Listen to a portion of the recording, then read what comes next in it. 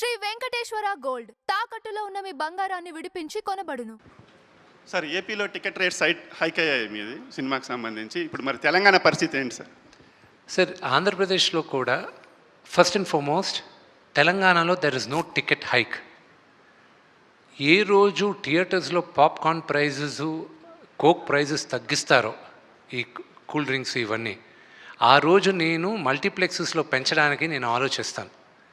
ఎందుకంటే ఈ సినిమా ఎక్కువ మంది ఫ్యామిలీస్తో వెళ్ళాలి, వాళ్ళకి నేను ఇబ్బంది పెట్టదలుచుకోలే.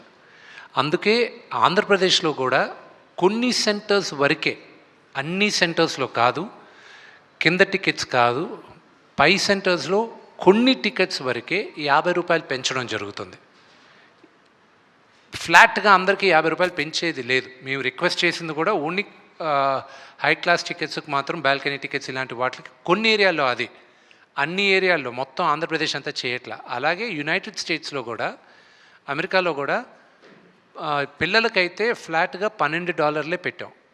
అది ప్రీమియర్ షోకి అడల్ట్కి $16, మరుసటి రోజు నుంచి $14 పెట్టాం. పిల్లలకు మాత్రం $12 పెట్టాం.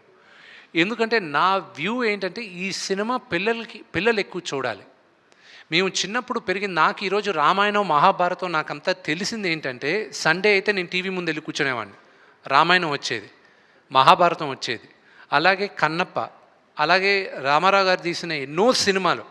నాకు మన హిస్టరీ గురించి, మన చరిత్ర గురించి, మన దేవుళ్ళ గురించి తెలిసేది సినిమాల ద్వారా తెలిసింది. నాకు కామిక్ బుక్ కల్చర్లో తెలిసింది నాకు. కానీ ఈ జనరేషన్లో కామిక్ బుక్ కల్చర్ లేదు, సినిమాల ద్వారా తెలియాలి.